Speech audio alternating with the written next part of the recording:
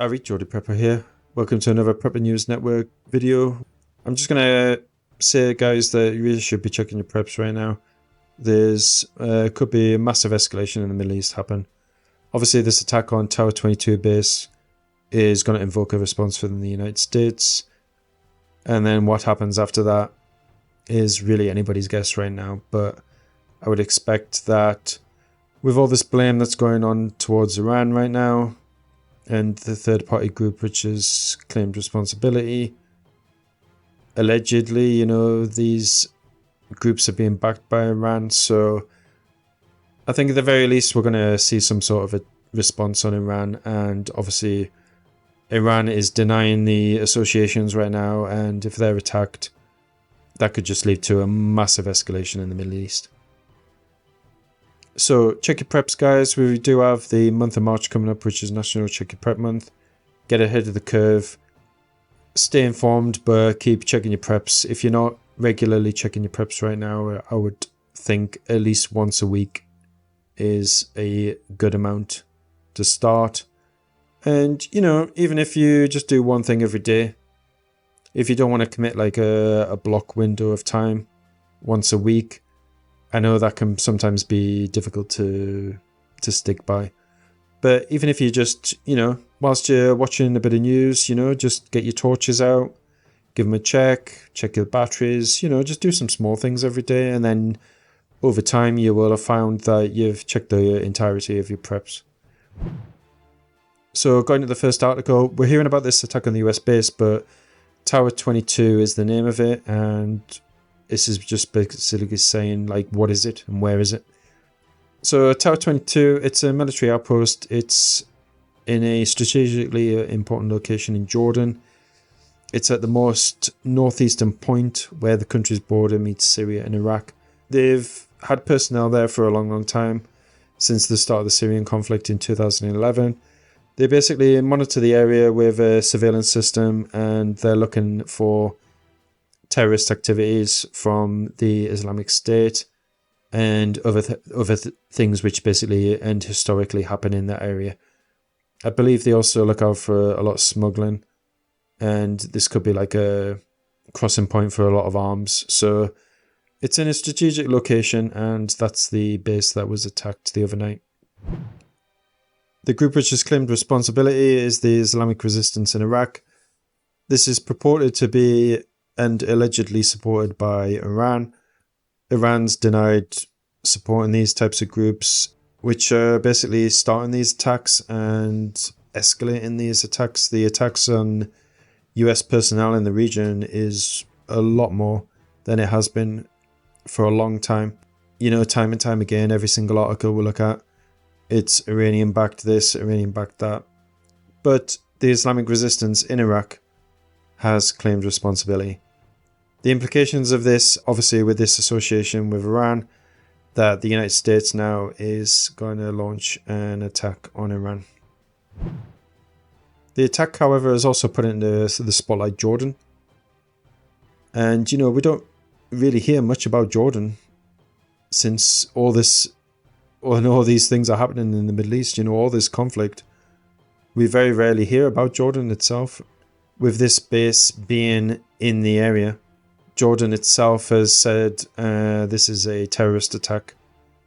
They've shied away from actually stating that, it was an Iranian-backed military group that did it.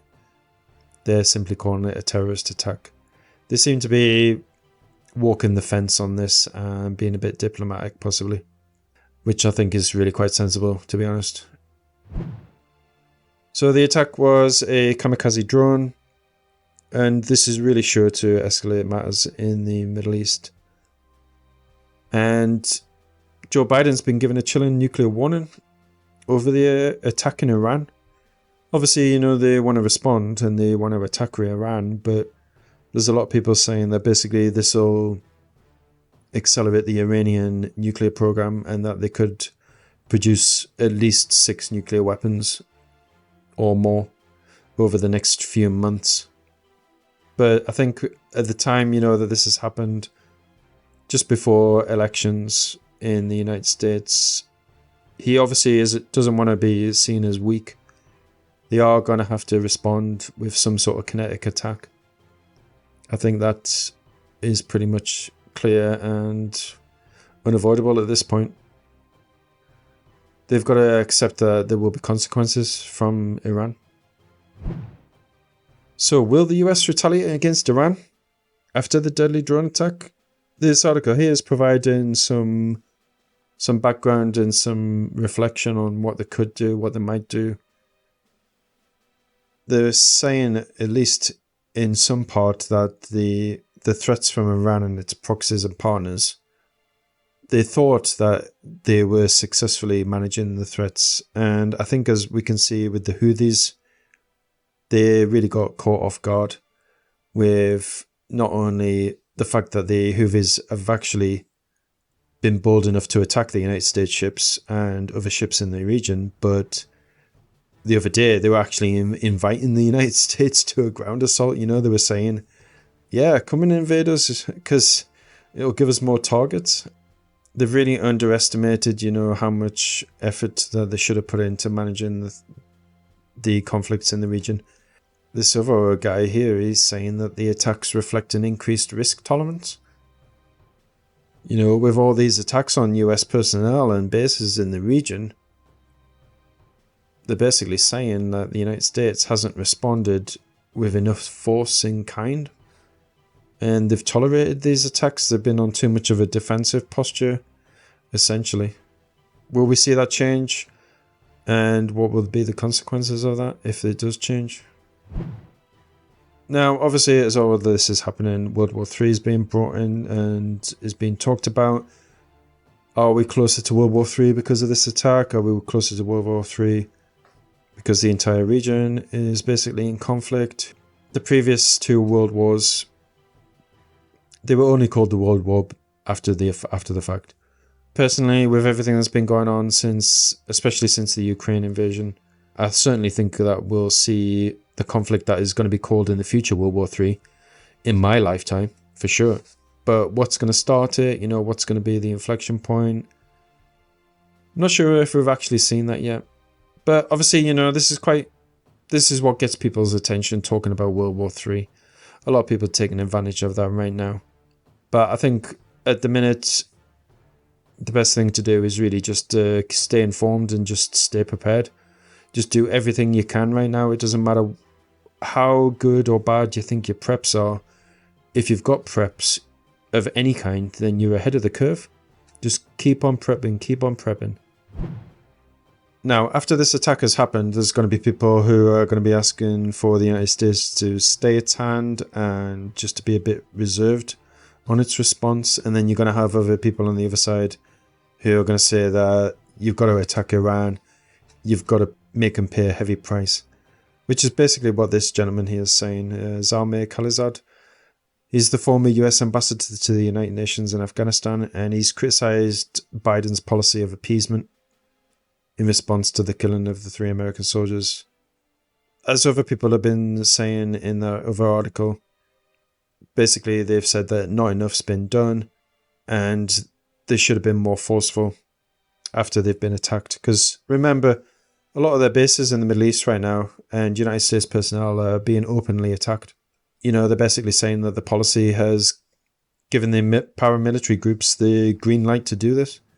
There's no consequence for them attacking to the United States.